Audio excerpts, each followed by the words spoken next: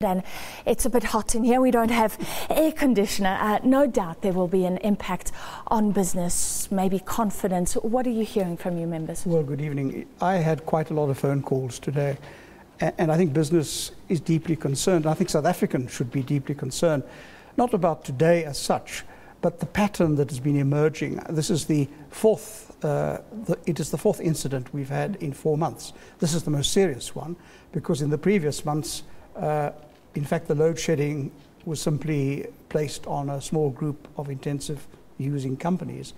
Today, they're included together with the rest of the country, and that obviously is the only way for the moment to deal with it.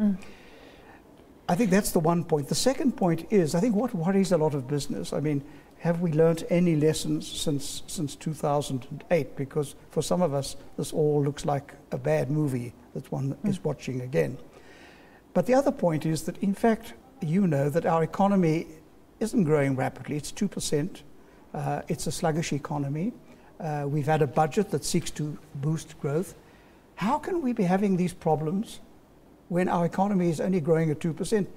What are we in for? How are we going to get to 3 and 4% if we do not resolve between now and the time when the new capacity will come online? And the problem with this new capacity, whether it's Kusile or the independent producers or nuclear power or fracking, these are becoming like the horizon. They recede as you approach them. Now you've got to somehow bridge the gap between now and the 2 or 3 years when that other capacity will gradually come online. And the challenge is not to send out the wrong signals in this period, but to be able to deal with it in a sensible way that doesn't damage the economy. Well, let's talk about the way it was handled. You've spoken, you've called for transparency, and there has been these emergencies, so not a complete surprise, but it did also just hit us this morning that there would be countrywide load shedding. Were the big industrial customers, as far as you know, given any heads up about this at all? No, I think not the degree. I think what a lot of business people are saying, they understand the challenges, but if you look at the pattern that's emerging, I mean, I had one business person say to me, this is rather like Tarzan, swinging from tree to tree with another set of excuses. If it's not too hot, then it's too wet. If it's not too wet, it's something else. And there's a credibility issue here. So we need to engage. We need to engage with government, engage with Eskom, to see whether there are better ways to bridge this gap, because this is obviously not going to go away.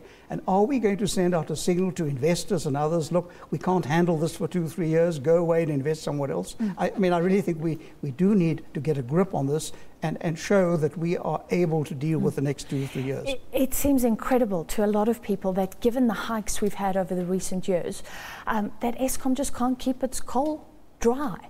Is that what you're hearing as well? Well, there is a credibility issue, but bear in mind, we talk about wanting to save electricity. The fact is we are. If you look at the figures, both for household and for business, we are below where we were in 2007. So we have been saving, and the impact of the rising cost structure of tariffs has obviously had an impact. So the question you've got to ask is, if we want this economy to grow, if we want to create jobs, if we want to do all the good things that were spelled out in the budget, we can't have this barrier. We've got to be seen by South Africans and foreigners to be dealing with the short term and to bridge this gap, as it were, between where we are now, throwing our hands up and saying, what do we have before candles? We had electric light. I mean, we have to get out of that mode and really get on top of this, so we send out a message that we can deal with the next 2 or 3 years. We're going to work together and do it, but we can't have unilateral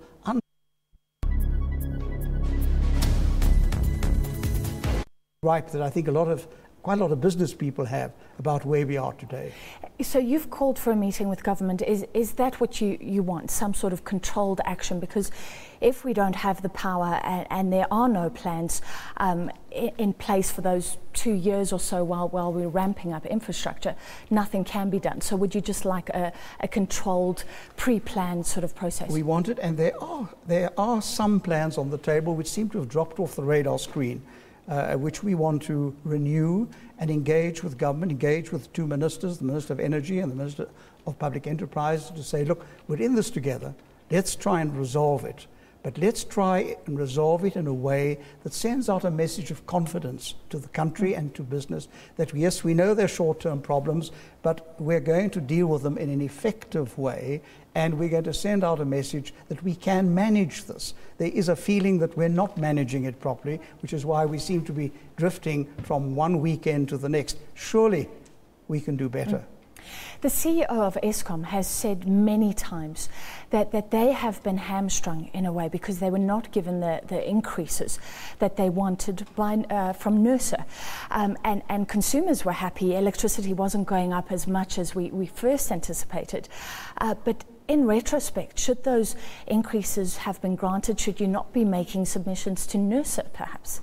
I think the issue here is throwing more money at the problem, or is there a management problem? How are we managing it? And are we putting together the sort of measures, some of which will cost money, but not all, that we can get through this particular situation? I think the business view is it's not just a money problem. There is a management problem that has to be dealt with, effective managing of the short-term situation, and that more must be done in consultation with the private sector, not just the intensive energy users, but other business people who are anxious to contribute, those who are in the cogeneration field, they have to be brought on board. Why has the legislation, admittedly in the medium term, which is supposed to create the independent power producers, been delayed in Parliament? You see, all this sends out a negative message and a feeling that we're not going to get through this gap unless we are a lot more creative and a lot more proactive, and that we work together a lot more effectively. All right, thank you very much. Raymond Parsons from Business Unity South Africa. We did invite Eskom unavailable this evening at 8 o'clock.